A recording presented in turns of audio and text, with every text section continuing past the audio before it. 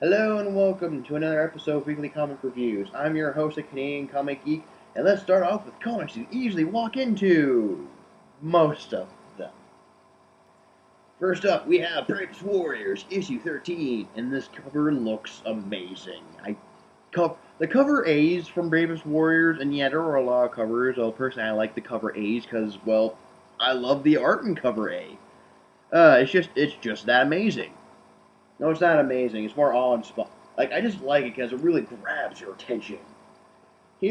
But unlike well, basically, for those of you who don't know, Bravest Warriors is made by Opponent War, who made Adventure Time, and if you're a fan of Adventure Time, you're going to love Bravest Warriors if you haven't already seen it, which is all the episodes are on YouTube. No, I'm serious. It's actually a fun series. Hell, they had the guest star of the one of their guest stars is the narrator from the 1980s Transformer movie. Yeah, and he's just awesome. Anyway, lately during the past this is like the fifth issue in a row, it's been doing one shots. Kind of curious why it's been doing just nothing but one shots. I was kind of hoping they do a story arc. Maybe next issue. I don't know. This issue, however, is basically how the team got their energy weapons. Their energy weapons that look like animals, how like they have animals that look like a bee, bee, a cat, an eagle, and a dog. And I'm gonna spoil this for you. They tell their origins of what the story is. Yeah, spoiler alert, they're lying. All of them are liars. If you've been watching the show, you know that, well, basically, all of their weapons come from these stickers that are on their chest. So they've been walking around with stickers the entire time. Okay. No, but it is a fun read just because it's just plain wacky and it does scream like an Adventure Time episode. Well, the same art and made by the same guys, so yeah. Although, yeah, if you don't mind just being a one shot that it really is that has a beginning, middle, end that leads to nowhere. Yeah, I say pick this up. It's actually a funny read. Yeah. All right, next up, and I bet, and this is just as good. And if you've seen my some of my reviews, you know I've been reviewing some of the last few issues of the series. FF issue 13, and there are a lot of issue 13s out there. Anyway, for this issue, kind of picks up where issue 12 left off. So if you just randomly pick this up, you're gonna be a little bit confused, but I actually like it. It's leading up to its conclusion, which I'm still disappointed because I'm never going to see another Marvel issue that goes up to 100. Seriously, what gives Marvel? Ugh. But I actually don't. I actually do like this because they actually do. Ant-Man and the FF trick the villains who's been spying on them. He's finally getting the upper hand. Like, basically, instead of traveling through time, they travel, well, on the Impossible Man, which Doom did not see coming. And Doom is not pleased and basically, well, starts beating the crap. Well, not beating the. Well, basically, he starts, puts more control in his alliance with Annihilus and well, say a kid version of Kang, but we all know his name. That's Iron Lad. So basically, Iron Lad is now evil. Who basically, when he came in with an even stupider name than Iron Lad, Kitty Mortis. Of course, he rather likes to be called Mortis or Kang, although now Doom just likes to make fun of him. Like, well, Kitty Mortis. So yeah, Doctor Doom being his badass self. What can go wrong? What can go wrong for the comic book reader?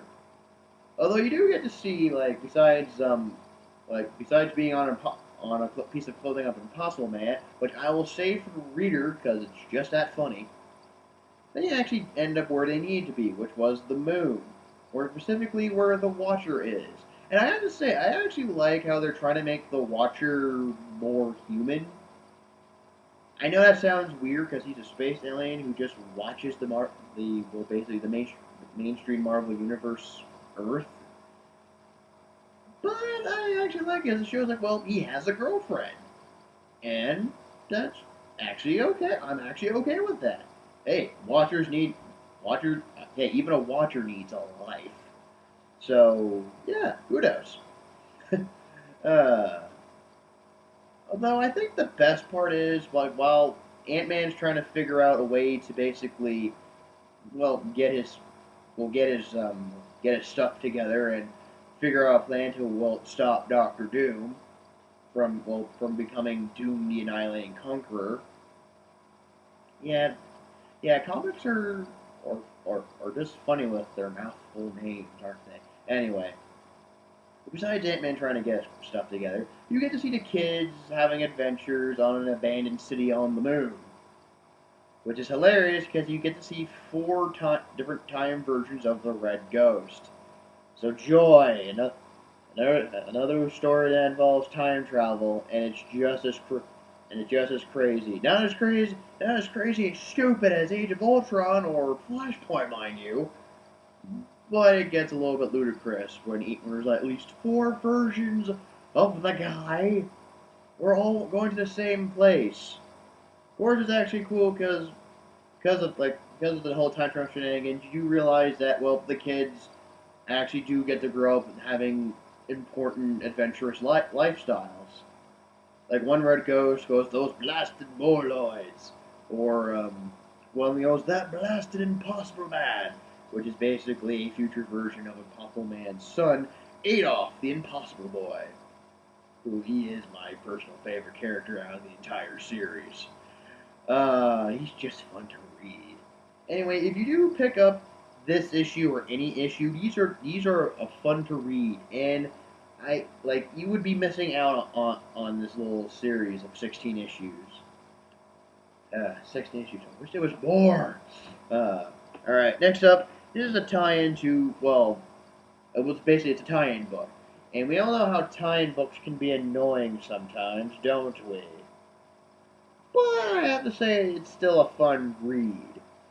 Like, yeah, it's a tie-in, but it's like a one-shot. It's like it takes place in between issues. That yet, if you even if you missed it, you probably wouldn't like. You probably would still get the story. You wouldn't be like, I need this issue to understand what the heck's going on. No, but I would pick this up sole reason because I'm a fan of the characters in the book. This issue I'm talking about is Justice League issue 24. And man, if you notice the cover, it's like a reverse version of its first issue, where instead of the heroes are jumping out on, on a shiny yellow background, it's, the evil version. And I like that. Mostly because I'm a fan of the Crime Syndicate. And before you ask, my favorite version will be the Silver Age, because how goofy they are. And how much the heroes are actually just such dicks when you actually think about it. Actually, yeah, everyone's a dick in the 60s. Yeah. Oh, well. I guess that's what Super Dickery is for. Anyway, this is one show where basically you get to find out, basically about Ultraman. And, from his doomed planet of Krypton. Which, I like this version of Krypton, mostly because they do the one thing I wish most citizens would do. Try to escape the planet! Unfortunately for them, Jor-Il, they're kind of like, kind of like in the multiverse sort of way how there's Jor-El and on Earth 2, Superman's called known as, there's like Kal-El, and on Earth 2, Superman's known as Kal-El, just an L. Here, it's like Kal-Il, like with an I, or it could still be Kal-El. It's just if you make the I have an E, because I's can sound like E's half the time, like En for example, and that starts with an I. And I don't care if people say, why don't you just call yourself Ian, because that just sounds stupid. Anyway, you get to find out basically a bit of backstory about Ultraman. who basically you can see he is the complete opposite of Superman in every way. Yeah, when he crashed land on Earth, by age 7, he burned down the Kent farm with the Kents inside. And years later, he murdered his version of the president, which instead of JFK was Lee Oswald. Yeah, if you know your American history, I'm Canadian, so I'm sorry if I'm butchering it. I apologize on that.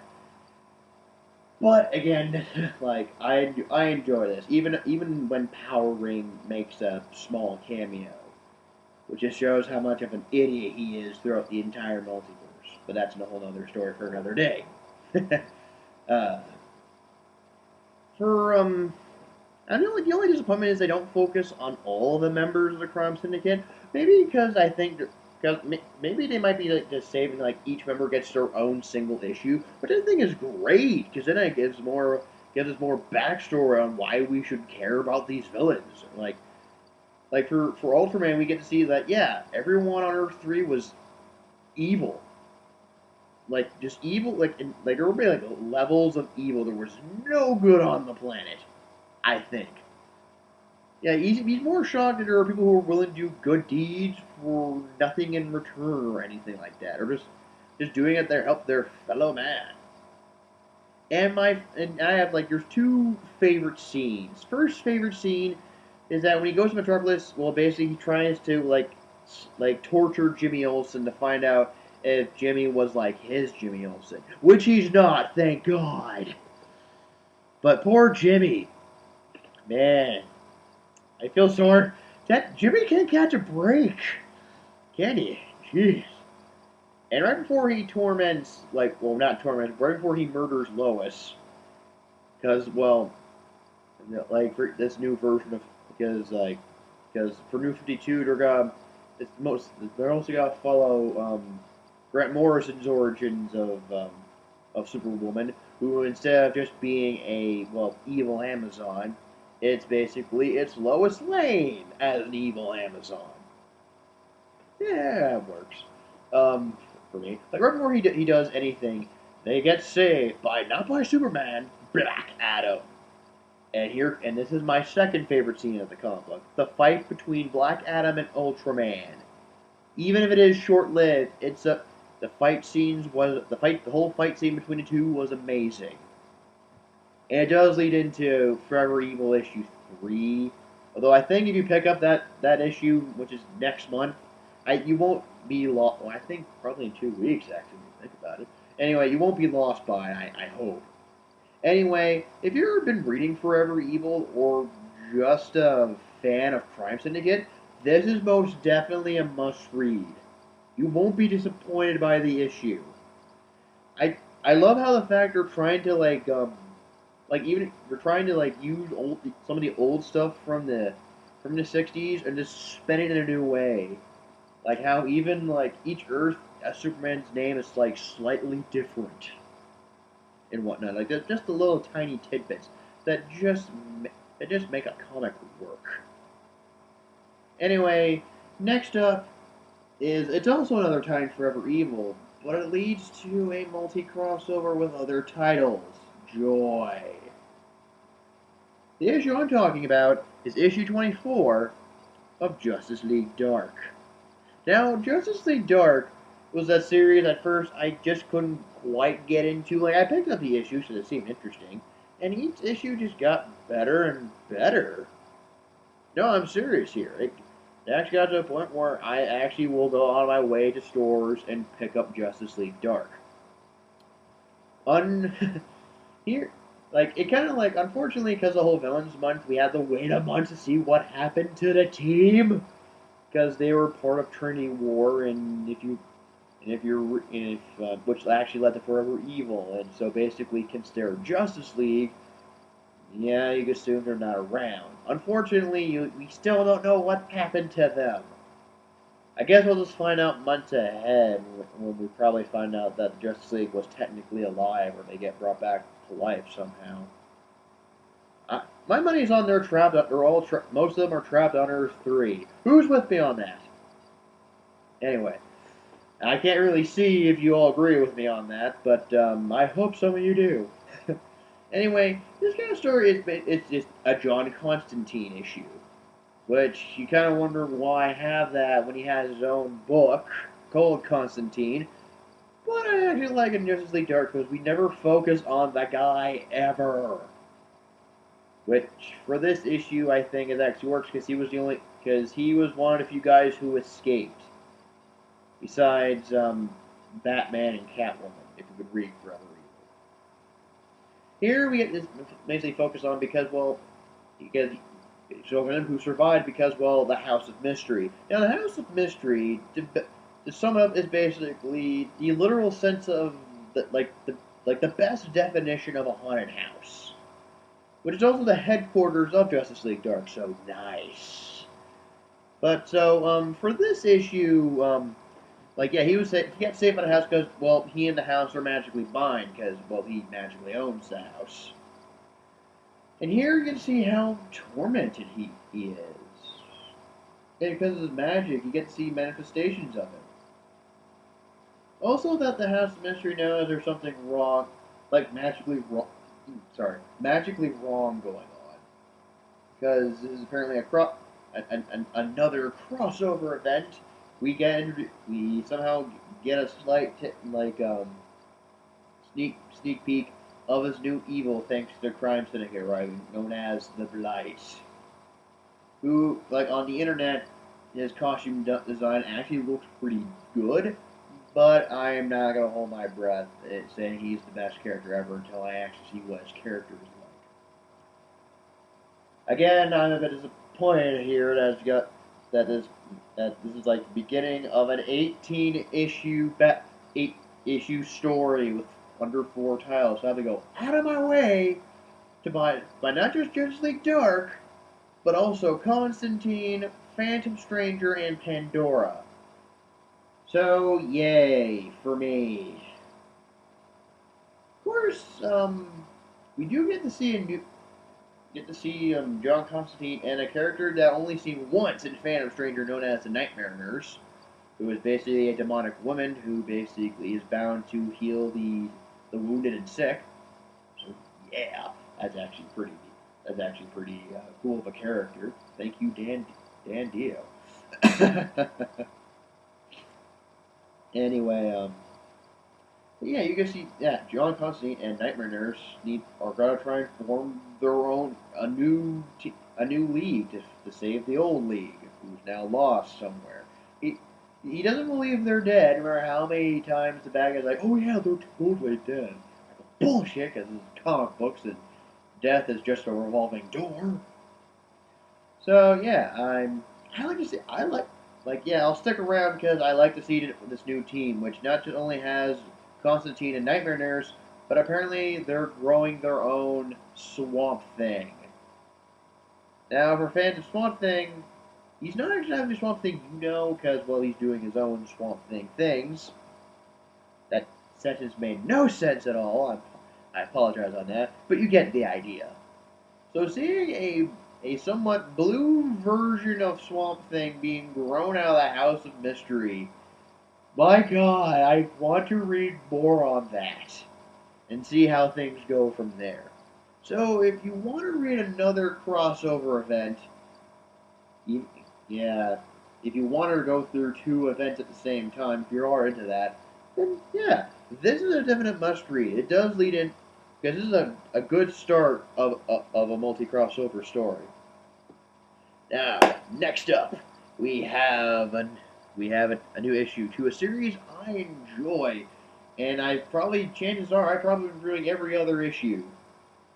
And chances are because the first page might be a little bit confusing at first because you kind of need to read the other issues just to get what the heck is going on.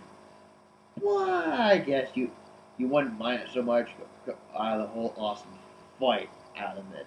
The issue I'm talking about is Larfleeze, issue 4. Now, if you do pick this up but you couldn't find all the last 3 issues, I'm just gonna give you a quick recap. It's basically a cosmic being known as the Wanderer. Basically took well, Larfleeze's butler known as Stargrave. And basically I can't quite explain Stargrave because he got introduced in a crappier series, but I don't think you really need to read into it to know how cool all the characters are. And basically he's like a skinny, cowardly, non-robotic version of Brainiac. So woot! uh, anyway, yeah, the Wanderer, yeah, her name's the Wanderer, tries to kidnap Stargrave. Well, actually, take back because she bought him fair and square. I guess, like her words, I guess. And Larfleeze wouldn't have none of it. But unfortunately for him, the Wanderer used her cosmic powers to bring 8 of his energy construct ghosts back to life. So it's Larfleeze versus the revived Orange Lantern Corps, and that sounds awesome. It does sound awesome, and after reading it, it is awesome. I can't stress how great the book was. I just loved all the characters, even all the revived characters who wanted revenge, to this new character called Dirge, the of all sorrows, who I actually like this character mostly because well, she lives on she basically when she took over this robotic planet, she turned into a 19th century steampunk world. So yeah, it's kind of awesome and badass. This comic makes you want to read more on what's going to happen next.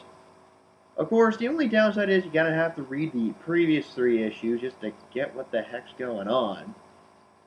Sadly, but I don't think it's gonna be that bad. The Because honestly, Larfleeze, if you're not a DC fan, you're gonna love reading this character. He's like DC's version of Deadpool, which I know some people are gonna disagree with me on that, but that's how I feel about the character. So yeah, issue 4 is a most definite must read. Now, next up, on a series that for the past 4 issues have not been as good, but it's actually finally getting there. What the comic I'm talking about is Superior Spider-Man Team Up issue 5. Now, for this for this issue, I'm gonna have to give some backstory because of events that happened in just Superior Spider-Man. Most of your friends will well, Spider-Man's Doc Ock. Big surprise there. No, but the prize is basically due to Marvel's wacky time travel shenanigans. Horizon Labs, Spider-Man's old job has been well bought by Liz Allen and a mad scientist known as Tyler Stone. Yeah, he's pretty much like your generic mad scientist. That blasted insert name here. Only oddly enough, he actually succeeded where most have failed. But basically, yeah, they bought the company and renamed it Alchemax. And now we know how Alchemax got started. Yeah, the evil company for Marvel 2099. Yeah, good job, Liz Owen.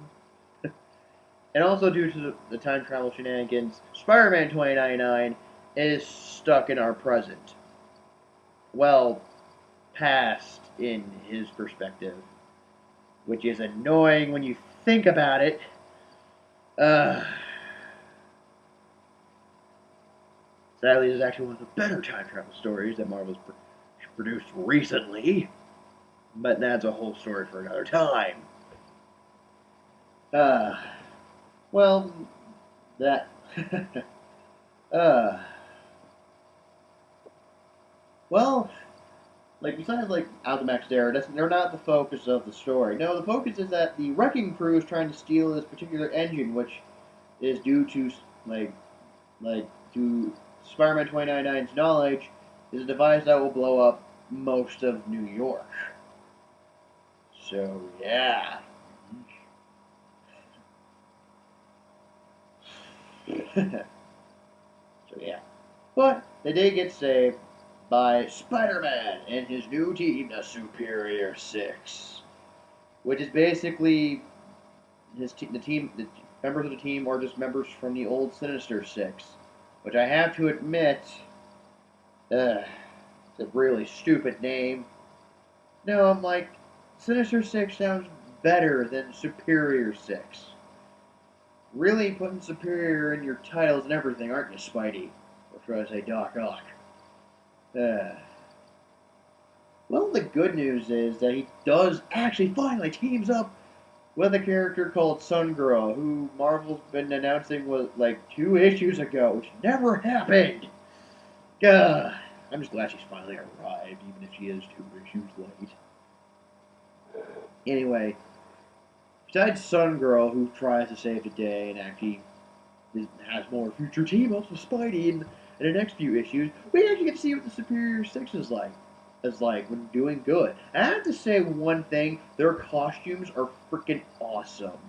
Yeah, each one gets new costumes with the whole black and red design thing, but it works, and I kind of like it. The only thing that's kind of odd for readers is that they're not being themselves. They sound odd, and their actions are a little odd. Like, the way they fight is odd. The reason for that, mind control.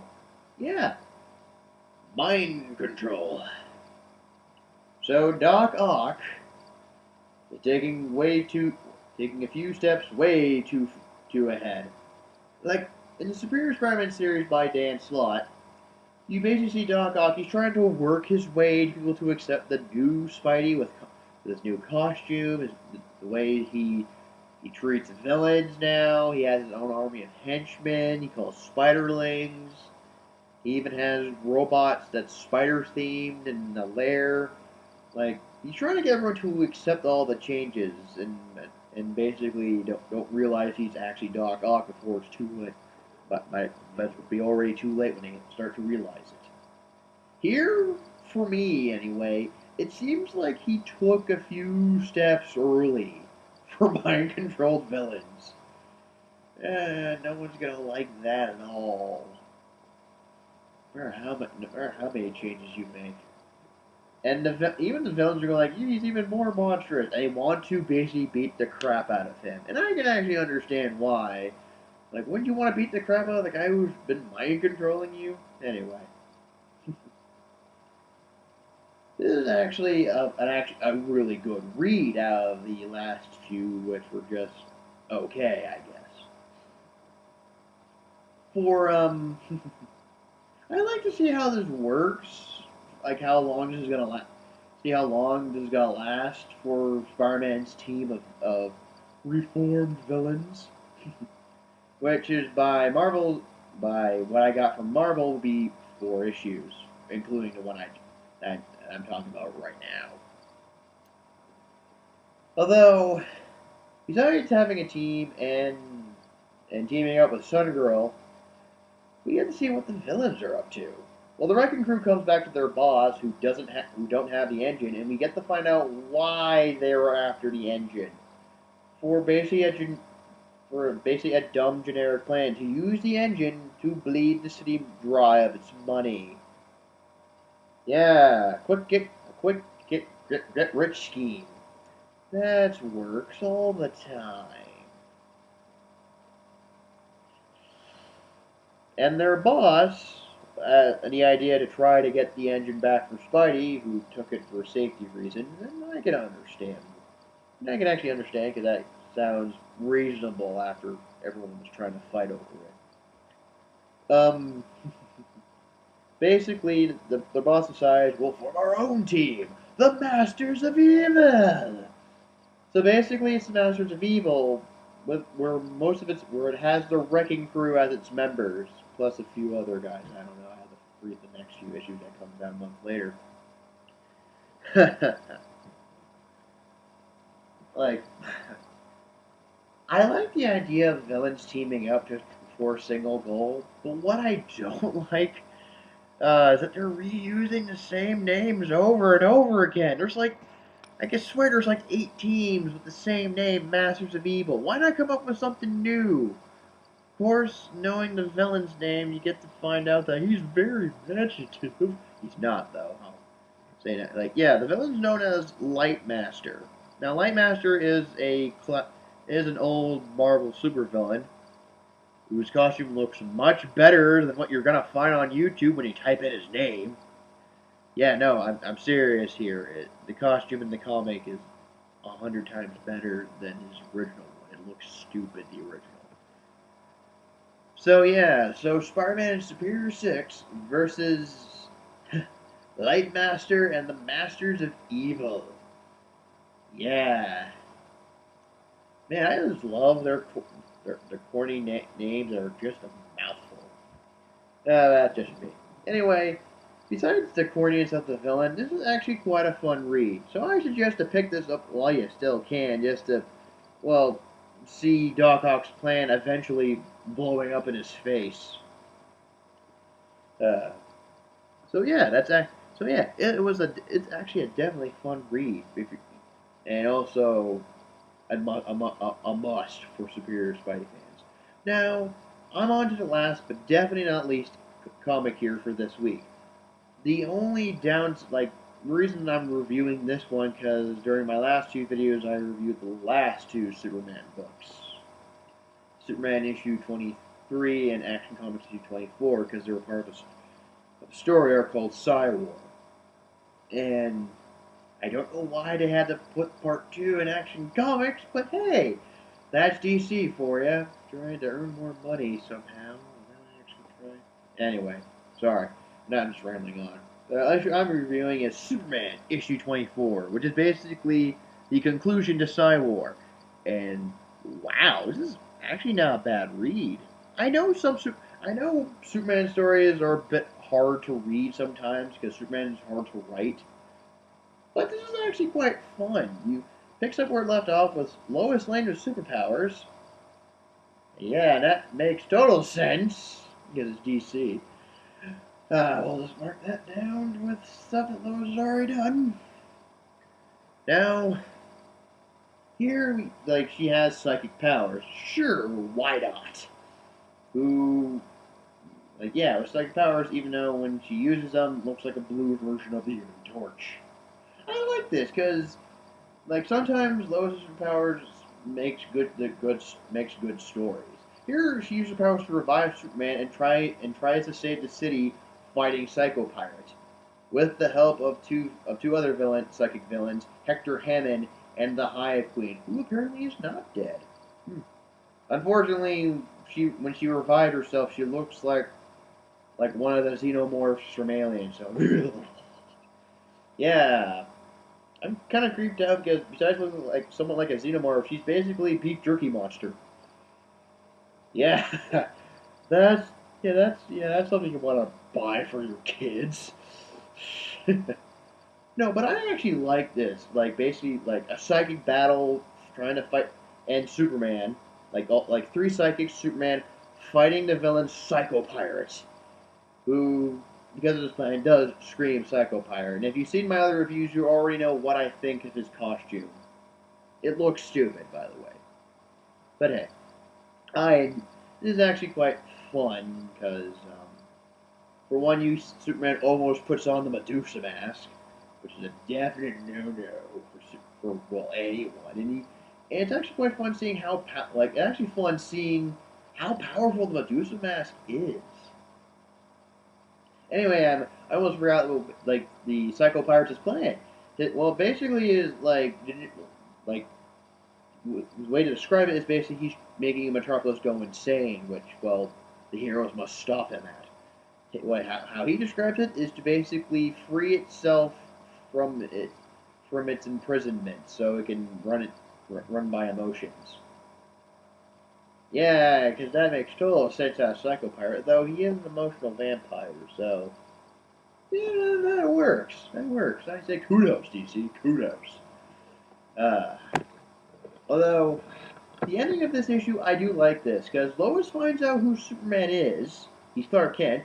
And she finally admits how lousy a reporter she has that she couldn't tell that Superman and Clark Kent were the same guy because of glasses. Yeah. Because that works out all because glasses are the perfect disguise. No, it was she finally figured out a secret, yet they're still not together. She has a boyfriend, Superman has Wonder Woman, whatever. And all in all, this is actually a fun read. This is actually one of the better Superman books. And I know most people say Superman is a boring character or his stories are garbage. Although I'm having high hopes that that some writers can actually can actually get to a really good Superman story. Like like like this one for example. This is actually one of the better ones. And in basically, if you've read the last two issues, and you might find it going, man, you will be surprised. This is actually a much better ending than what I thought it would be. So, yeah, Superman issue 24. It's not a bad read, and it's actually one of the more enjoyable Superman stories. So, woot, actually. The only thing, I even like the part where it leads to the next story, which, if you've read the villain special Hell or Hell, which I wish someone would tell me how to pronounce his stupid name, it basically leads to a story because of his own time travel shenanigans, where basically Krypton is now back again. And apparently the only way to save it is to blow it up. uh, that's not gonna go well. I could just tell. Maybe because it's another multi-crossover story arc, so joy. But I still enjoy it, and I'm gonna have my own thoughts of what Return of Krypton is gonna be like next week. So thank you all for watching. I am your host, the Canadian Comic Geek, and I will see you in the next video. Bye bye.